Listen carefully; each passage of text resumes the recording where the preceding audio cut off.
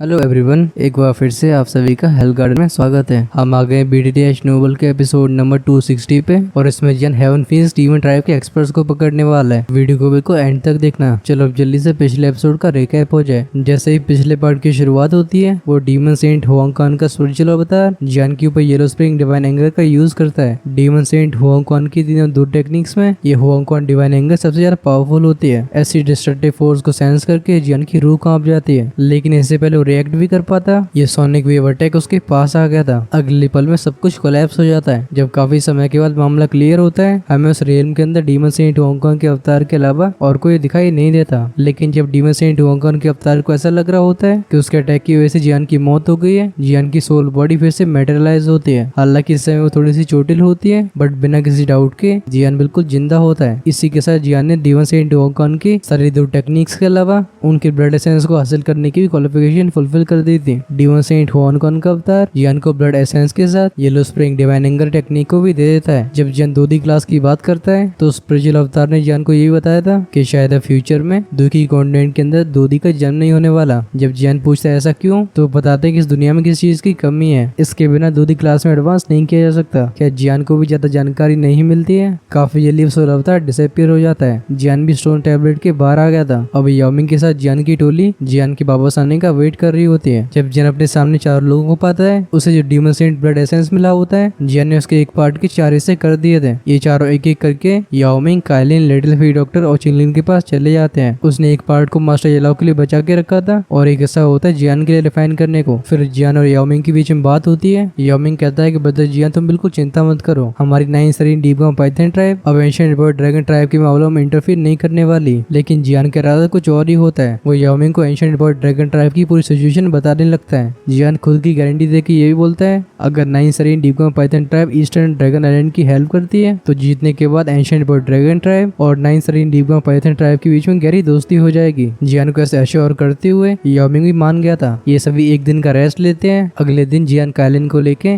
9 Sarin spring के पास पहुंच गया था, जहाँ पे काइलिन और जियान के बीच में थोड़ा सीन हुआ था। खैर, उसके बारे में जानने के लिए आपको पिछले एपिसोड देखना होगा। लेकिन कुछ समय के बाद काइलिन अपनी 7 कलर्ड हेवन सोलिंग पाइथन की फॉर्म में आके 9 सरीन स्प्रिंग के अंदर एंटर कर जाती है और जियान अपने हिस्से के ब्लड एसेंस को रिफाइन करने के लिए बैठ गया था। ये रिफाइनमेंट काफी लंबे समय तक चलती है। जब जियान की हेवनली फ्लेम लगातार 7-8 घंटे तक उस डीमन सेंट एसेंस ब्लड को रिफाइन कर लिया था, फाइनली जियान इसे निकल जाता है। ये प्रोसेस बिल्कुल आसान नहीं होती। ये ब्लड एसेंस बहुत ही ज्यादा वायलेंट एनर्जी से भरा हुआ था। अच्छी बात है कि जियान के पास हेवनली फ्लेम है। काफी मेहनत और मशक्कत करने के बाद जियान एसेंस ब्लड को अच्छे से अब्सॉर्ब करने लगता है। अब खैर, इसकी हेल्प से उसकी पावर कितनी राइज होगी, चलो हम उसके बारे में जानते हैं इस एपिसोड में। इस समय लिटिल फी डॉक्टर एक चट्टान के ऊपर खड़ी हुई होती है। उसकी आंखें देखती हैं जियान की तरफ, जो कि ट्रेनिंग कर रहा है। वो हेल्पलेस आवाज में साय करके बोलती है, ये लड़का, इसकी सारी ट्रेनिंग्स में इतना ज्यादा टाइम लगता है। जियान को इस ट्रेनिंग स्टेट में गए हुए ऑलरेडी आधा महीना हो चुका है। इन 15 दिनों के दौरान जियान आंखें खोलने के साइंस को शो नहीं करता। किसी क्लाउड की तरह एक फाइटिंग लेवल की प्योर एनर्जी उसके आसपास घूम रही होती है। अगर कोई अपने हाथ को आगे बढ़ा के इसे ग्रैब करेगा तो वो इस एनर्जी को पानी की तरह विस्कस पाएगा। लिटिल फी डॉक्टर और चिंगलिन दोनों को नेचुरली पता होता है कि इस समय जियान अपनी ट्रेनिंग की क्रिटिकल स्टेज पे है। कहीं जियान के मुंह से बाहर आए शब्दों की वजह से डिस्टर्ब न हो जाए। ये दोनों काफी समय से तेज आवाज में बोलते भी नहीं है। चिंगलिन की आंखें इस झील को देखती हैं। वो डीप आवाज में कहती है, एल्डर सिस्टर काइलिन भी अभी बिल्कुल एक्टिविटी शो नहीं कर रही है। इस लेक की सरफेस पे जो लगातार बुलबुले छूट रहे होते हैं, वो पिछले कुछ दिनों से बंद हो गए थे। 9 सरीन स्प्रिंग अपने शांति भरे माहौल में वापस आ चुकी थी। काइलिन, जो कि इसके अंदर होती है, वो बिल्कुल मूवमेंट नहीं दिखाती। लिटिल फी डॉक्टर हंस के बोलती है, काइलिन बिल्कुल सही होगी, क्योंकि वो एक 7 कलर्ड हेवन सोलिंग पाइथन है। वो इस 9 सरीन स्प्रिंग के पानी के अंदर किसी मछली की तरह है। शाओशन उस फ्राइटिंग डार्क कोल्ड एनर्जी को सेंस कर पा रही थी, जिसे 9 सरीन स्प्रिंग हजारों सालों से इकट्ठी करती आ रही है। वो सारी की सारी एनर्जी इस लेक के डीपेस्ट पार्ट में इकट्ठी हुई है। इस समय काइलिन उसे अब्सॉर्ब कर रही होगी। चिंगलिन कहती है, लगता है हमें वेट ही करना होगा। ट्राइबल चीफ याओमिंग ने जैसी खबरों को भेजा है, उनके हिसाब से ऐसा लगता है जैसे हेवन डीमन फीस्ट है मूव करना शुरू कर चुकी है। लिटिल फी डॉक्टर नोट करती है। वो कहती है जियान की ट्रेनिंग खत्म होने वाली होगी। उसकी पिटी आंखें देखती है जियान को, जो कि बादलों जैसे एनर्जी के बीच में घिरा हुआ है। इस समय जियान धीरे धीरे करके अपने ऑरे को विड्रॉ कर रहा होता है। लगता है वो सफल होने वाला है। चिंगलिन नोट करके एक साइड में पड़ी चट्टान के ऊपर बैठ जाती है। वो जियान की ट्रेनिंग के फिनिश होने का वेट करने लगी थी। याओमिंग पहले से ऑर्डर्स को इशू कर चुका था, जिससे इस डीप अबिस का 1000 मीटर का एरिया पूरी तरीके से सील हो चुका है। अगर इन दोनों लेडीज को छोड़ दिया जाए तो फिर इसके अंदर कोई भी एंटर नहीं कर सकता। ऐसे वेट करते करते 2 दिन और पास हो जाते हैं। जब तीसरे दिन की सुबह हुई थी, जियान के आसपास जो एनर्जी का क्लाउड बन रखा होता है, वो इंटेंस फ्लक्चुएशन को शो करने लगता है। ऐसा लगता है कोई चीज आसपास की एनर्जी को को खींचने लगी है। भर की एनर्जी जियान की तरफ इकट्ठी होती है। फाइनली जियान के सर के ऊपर हवा में एक बड़ी सी एनर्जी स्टॉर्म में ट्रांसफॉर्म हो गई थी। इस तूफान का नीचे का सिरा जियान के सर से कनेक्टेड होता है। अचानक से वैसे अनएक्सपेक्टेड चेंज की वजह से लिटिल फी डॉक्टर और चिंगलिन भी अपनी ट्रेनिंग स्टेट से बाहर आ जाते हैं। ऐसे अनयूजुअल फिनोमेना की वजह से इन दोनों के चेहरे पे सरप्राइज फ्लैश होते हैं। लिटिल फी डॉक्टर कहती लगता है इसकी ट्रेनिंग खत्म होने वाली है। उसके मुंह से जस्ट ये शब्द बाहर ही आए थे, उस क्लाउड के अंदर बैठे जियान की आंखें अचानक से खुल जाती हैं। एक एनर्जी लाइट शूट होती है, इसने सामने की दीवार को पेंट्रेट कर दिया था। दो काले रंग के होल्स क्रिएट हो जाते हैं। जियान अपने सर को उठाता है, वो अपने मुंह को खोल के तेजी से इनहेल करता है। तुरंत ही आसमान का जो 1000 मीटर का स्टॉर्म होता है ये जियान के माउथ से होते हुए एंटर करने लगा था। ये सीन देखने में काफी शानदार लगता है। जैसे जैसे एनर्जी का और भी अमाउंट जियान की बॉडी में ऑब्जर्व होता जा रहा था, उसकी बॉडी की पोर्स में से एनर्जी रिलीज होने लगती है। इस एनर्जी की वजह से उसके नीचे का जो पत्थर होता है उसमें कई मोटे मोटे क्रैक्स आने लगते हैं। ऊपर से बड़े बड़े पत्थर रंबलिंग साउंड के साथ नीचे लुढ़कते हुए आते हैं। हाँ, जैसे अंग्रेजी में रोल करना बोलते हैं। फाइनली नीचे डीप अवेस में गिर गए थे। जब डीप अवेस में अचानक से ऐसी एक्टिविटी होती है, नेचुरली इसकी वजह से कई 9 सरीन डिग्मा पाइथन ट्राइब के एक्सपर्ट्स का ध्यान आकर्षित हो गया था। भले ये सब चौंक गए हो, लेकिन तब भी अवेस के 1000 मीटर के दायरे में एंटर नहीं करते हैं। याओमिंग के इशू करे गए ऑर्डर्स की वजह से अवेस के अंदर का फिनोमेना चाहे कितना भी अनयूजुअल हो, इनके पास क्लोज जाने की परमिशन नहीं होती। तुरंत ही स्विच साउंड के साथ दूर से कई रे ऑफ लाइट आती हुई दिखाई देती हैं। ये डीप अवेस के ऊपर अपीयर हो गई थी। ये याओमिंग और 9 सरीन डिग्मा पाइथन ट्राइब के कई पुराने एल्डर्स होते हैं। जब वे देखते हैं कि जियान किस तरीके से आसपास की एनर्जी को सॉल्व कर रहा है, इन सभी के चेहरे शौक से भर गए थे।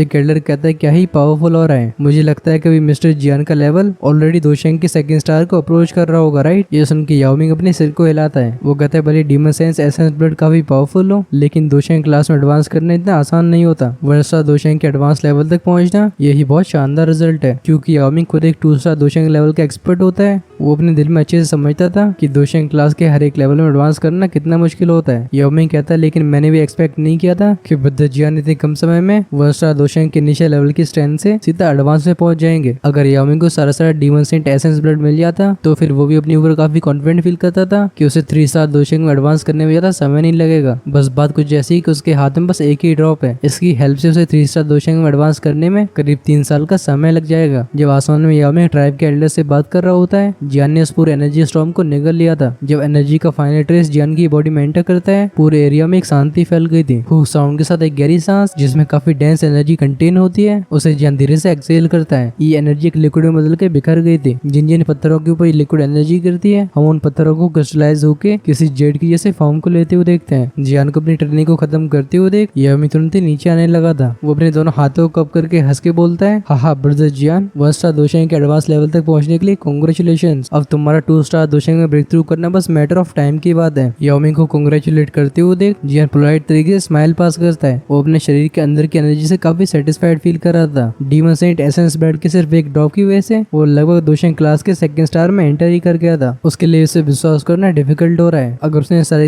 एसेंस ब्लड को खुद ही डिवावर कर लिया होता तो उसकी स्ट्रेंथ याओमिंग के पास पहुंच जाती। क्योंकि जियान के पास हेवली फ्लेम होती है, इसने डीमन सेंट एसेंस ब्लड को और अच्छे से रिफाइन करके जियान को ऑब्जर्व करवाने में हेल्प करी थी। अपने हाथों को देखने के बाद जियान उस फॉग के अंदर खड़ा होता है। इस समय उसके कपड़े फट चुके थे। तुरंत ही उसके शरीर के अंदर की एनर्जी ऑटोमेटिकली कपड़ों में बदल के जियान को कवर कर लेती है। उसके लेवल पे जाने के बाद जियान को बस सोचने की जरूरत है, उसकी दुखी किसी भी चीज में ट्रांसफॉर्म हो जाएगी। जियान 9 सरीन स्प्रिंग की तरफ देखता है। वो कहता लगता है कालिन की ट्रेनिंग में अभी और भी समय लगने वाला है। उसके शार्प परसेप्शन की वजह से वो नेचुरली सेंस कर पाता है कि 9 सरीन स्प्रिंग की वो डार्क और कोल्ड एनर्जी किसी बड़े से क्रीचर की तरफ आगे बढ़ रही है। वो बड़ा सा क्रीचर 7 करोड़ हेवन सोलिंग पाइथन है, जो कि कालिन की ट्रांसफॉर्म्ड बॉडी है। फाइनली याओमिंग की तरफ देख के जियान स्माइल के साथ पूछता है, ट्राइबल चीफ याओमिंग, क्या हेवन डीमन फिनिक्स टाइप की तरफ से कोई और न्यूज मिली? इस क्वेश्चन को सुनने के बाद याओमिंग के चेहरे की वो स्माइल धीरे धीरे करके विड्रॉ हो गई थी। वो हल्के से नोड करके जियान से डीप आवाज में कहता है, जैसी इन्फॉर्मेशन हमने ऑब्टेन करी है, फिनिक्स टाइप ने अपने कुछ एक्सपर्ट्स को एम्प्टी रेलम के लिए डिस्पैच कर दिया है, जिससे वो तीनों ग्रेट ड्रैगन आइलैंड्स की हेल्प कर सके। जियान हल्के से स्माइल करता है। लगता है ये लोग अपने बीच में ना कड़ा के मानेंगे। इस खबर को सुन के जियान कुछ खास सरप्राइज नहीं होता। उन हेवन डीमन फिनिक्स टाइप के लोगों की इंटेंशंस बिल्कुल सही नहीं है। ड्रैगन फिनिक्स के ब्लड को हासिल करने के लिए वो किसी भी हद तक जाने के लिए तैयार है। और जहाँ तक बात रही तीनों ग्रेट ड्रैगन आइलैंड्स की,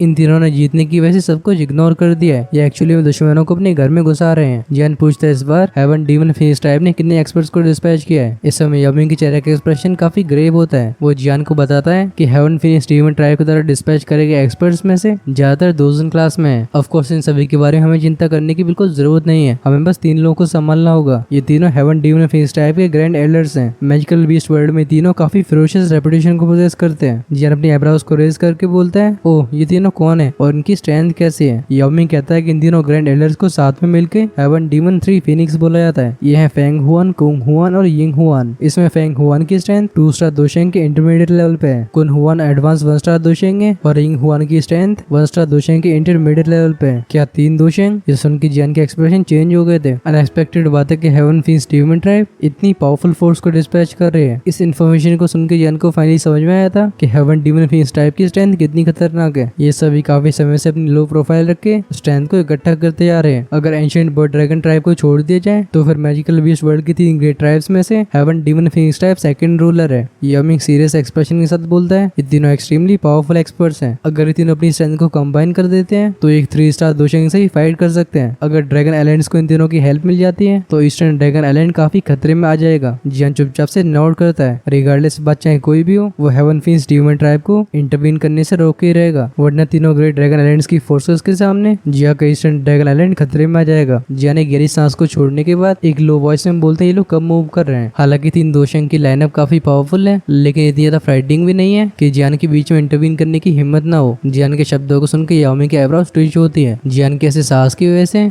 याओ मिंग अंदर से काफी शॉक फील करता है। भले जियान को पता है कि वो 3 दोशेंग को फेस कर रहा होगा, तभी वो बीच में इंटरवीन करना चाहता है। याओ मिंग कहता है वो लोग एम्प्टी रियल्म के लिए करीब 3 दिन में मूव करेंगे। ये सुन के जियान हल्के से नोड करता है। वो याओ मिंग को डीप तरीके से देख के बोलता है, ट्राइबल चीफ याओ मिंग, क्या आपकी कमजोर हो चुकी हेवन फीनिक्स डीमन ट्राइब के ऊपर हमला करने की हिम्मत है? ये सुन के याओ मिंग कुछ समय तक सोचता रहा था। वो फाइनली हंस के नोड कर देता है। ये उसकी चॉइस है, उसे हेवन डीमन फीनिक्स ट्राइब और जिया के ईस्टर्न ड्रैगन आइलैंड में से किसी एक को चुनना होगा। याओ शॉर्टन ने तीनों ड्रैगन आइलैंड्स को चुना था, वहीं पे याओ मिंग ईस्टर्न ड्रैगन आइलैंड को चुन रहा है। याओ मिंग को एग्री करते हुए देख जियान के चेहरे पे स्माइल आ गई थी, लेकिन ये स्माइल किलिंग इंटेंट से भरी हुई होती है। वो कहता है अगर ऐसी बात है तो फिर हम कल एम्प्टी रियल्म के लिए रवाना हो जाएंगे। 3 दिनों के बाद हेवन डीमन फीनिक्स टाइप की जो भी एक्सपर्ट्स वहां पहुंच रहे होंगे, हम उन्हें एकदम खल्लास कर देंगे। सीन होता है अगले दिन का। इस समय जियान अबिस के साइड में खड़ा था। उसके दोनों हाथ पीछे होते हैं, वहीं पे उसकी आंखें लगातार 9 सरीन स्प्रिंग को देख रही होती हैं। आज ये वो दिन है जब वो एम्प्टी रियल्म के लिए मूव करने वाले हैं, जिससे हेवन डीमन फीनिक्स टाइप के एक्सपर्ट्स को रोका जा सके। हम पीछे से लिटिल फी डॉक्टर को उड़ के आते हुए देखते हैं। वो जियान के पास में लैंड करके बोलती है, जियान अब समय आ चुका है, हमें अब मूव करना चाहिए। जियान फाइनली नोड करता है। उसने अपने हाथों को वेव किया था, एक मैजेस्टिक स्पिरिचुअल स्ट्रेंथ फैलती है। इसने एक स्पेशल फॉर्मेशन में ट्रांसफॉर्म होकर पूरे 9 सरीन स्प्रिंग को कवर कर लिया था। जियान का स्पिरिचुअल स्ट्रेंथ से बना हुआ बैरियर सिर्फ 9 सरीन स्प्रिंग को प्रोटेक्ट ही नहीं करेगा, बल्कि अगर यहाँ पे कोई डिस्टर्बेंस क्रिएट होता है, जियान को तुरंत उसके बारे में जानकारी मिलेगी। जियान बोलता है, कालिन तुम यहाँ पे रिलैक्स होकर आराम से ट्रेन कर सकती हो। ये जगह 9 सरीन डीप पाइथन ट्राइब के हेडक्वार्टर्स में है। याओ मिंग के ऑर्डर से पहले से ये एरिया एक फॉरबिडन ग्राउंड बन चुका है। इस जगह को कई एक्सपर्ट्स गार्ड कर रहे हैं। तुम डिस्टर्ब नहीं होने वाली। जब तुम रिट्रीट से बाहर आओ तो तुम्हें फॉलिन स्टार पवेलियन पहुंचना होगा। जियान की सॉफ्ट आवाज दुखी की हेल्प से 9 सरीन स्प्रिंग के अंदर ट्रांसमिट हो जाती है। बिना और टाइम वेस्ट करे जियान पीछे मुड़ के जाने लगा था। लिटिल फी डॉक्टर जियान को यहाँ से गए हुए बस कुछ ही समय हुआ होता है। 9 सरीन स्प्रिंग में से एक स्प्लैशिंग साउंड आया था। इस 9 सरीन स्प्रिंग के डीप रीजन में जो इनॉर्मस फिगर होता है, उसकी बॉडी हल्की सी मूव हुई थी। उसकी वो बड़ी बड़ी 7 रंगों वाली आंखें खुल जाती हैं। वो सबसे पहले अपने सर को झुका के 9 सरीन स्प्रिंग के डीपेस्ट रीजन को देखती है। इस इनॉर्मस स्नेक की आंखों में एक अजीब सी चमक आ चुकी थी। जब से कालिन ने इस 9 सरीन स्प्रिंग के अंदर एंटर किया है, उसे लगातार ऐसा फील हो रहा है कि कोई चीज उसे लगातार बुला रही है। ऐसे चेंज को करीब आधे महीने तक सेंस करने के बाद वो ये कंफर्म कर लेती है कि समनिंग उससे 9 सरीन स्प्रिंग के बॉटम से आ रही है। वो बॉटम वो जगह नहीं होती जहाँ पे याओ मिंग को सील किया गया था, बल्कि वो कॉल और भी डीप रीजन से आ रही होती है। इस जगह पे जियान जैसे हेवली फ्लेम प्रोटेक्ट कर रही थी, उसकी जाने की बिल्कुल हिम्मत नहीं होती। उस 7 कलर स्नेक की आंखें ब्लिंक होती हैं। काइलिन मन ही मन में कहती है, हालांकि तुम्हारे प्रोटेक्शन में रहने की फीलिंग काफी अच्छी है, लेकिन मैं तब भी तुमसे स्ट्रॉन्ग रहना प्रेफर करती हूँ। मैं जानती हूँ कि ऐसा करना बहुत डिफिकल्ट है, लेकिन एटलीस्ट मुझे अपना बेस्ट देना होगा। ये कहने के बाद 7 कलर हेवन सॉलिंग पाइथन अपनी पूंछ को फटकारता है। उसकी ह्यूज बॉडी पानी में कई वेव्स बनाती हुई 9 सरीन स्प्रिंग के बॉटम की तरफ चली जाती है। सीन चेंज होता है। हम देखते हैं एक बड़े से हॉल को। इसके सामने जियान और याओ मिंग खड़े हुए होते हैं। याओ मिंग कहता है, brother Jian, heaven demon phoenix type empty realm में एंटर करने के लिए अपनी ट्राइब से एक स्पेशल होल को क्रिएट करेगी। हम पहले एम्प्टी रियल्म में पहुंच के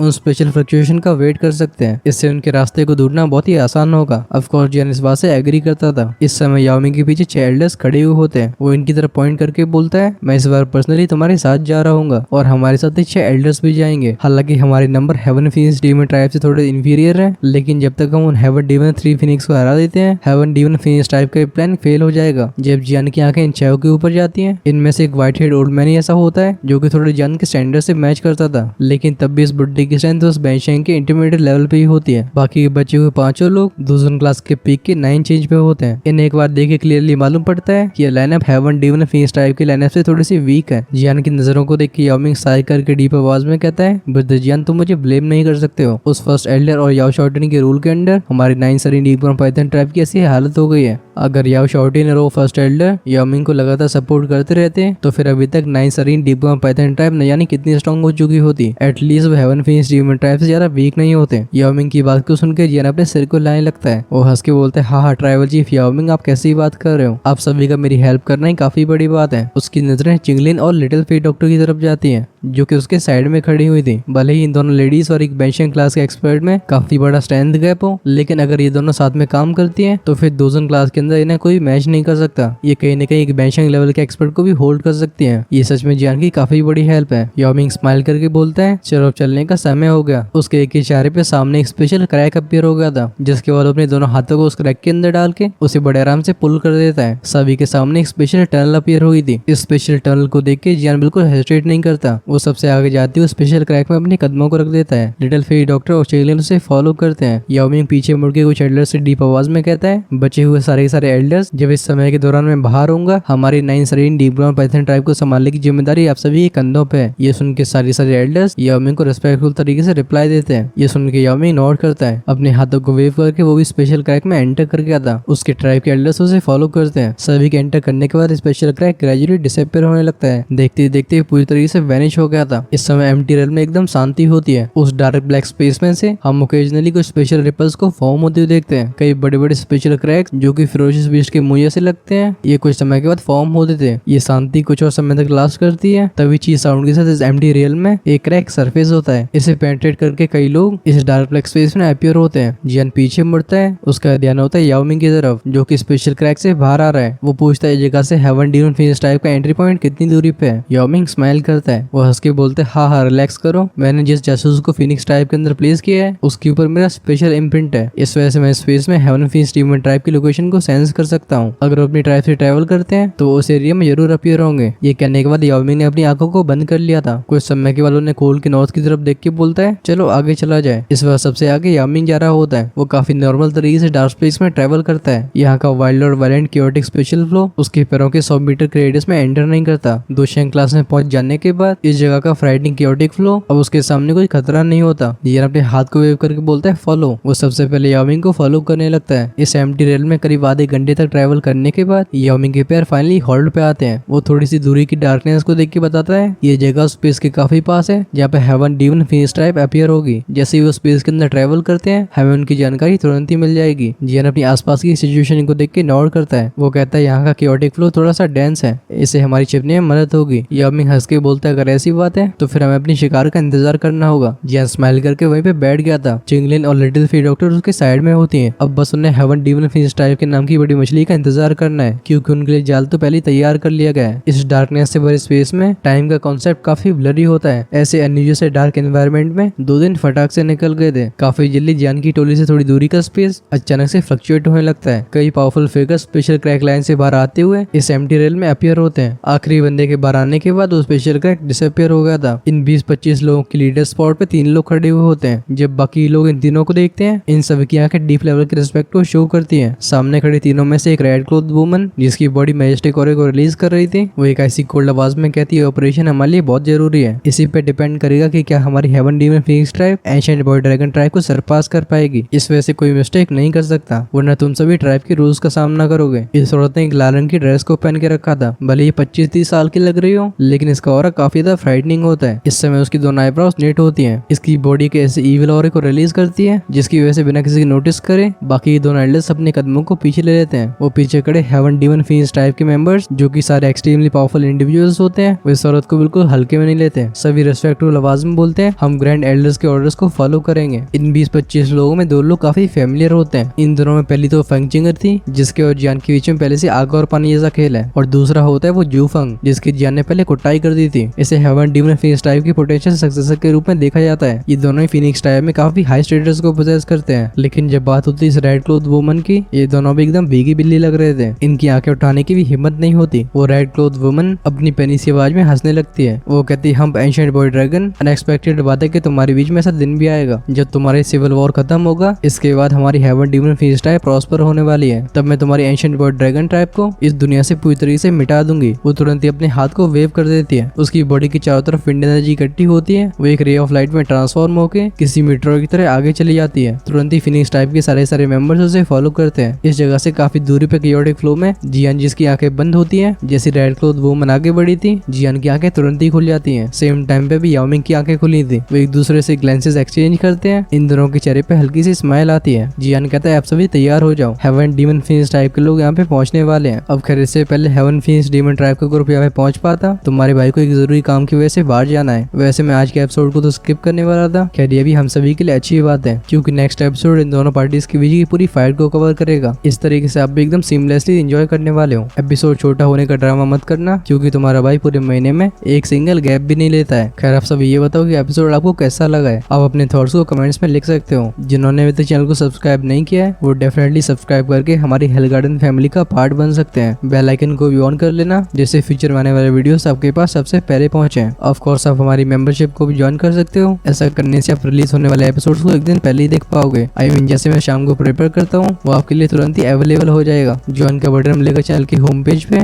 इसी के साथ हम इस वीडियो को क्लोज करते हैं। इसका प्रीवियस पार्ट आपको लेफ्ट में शो हो रहा होगा, आप उसे डायरेक्टली क्लिक करके देख सकते हो। अंटिल देन टेक केयर, टाटा बाय बाय।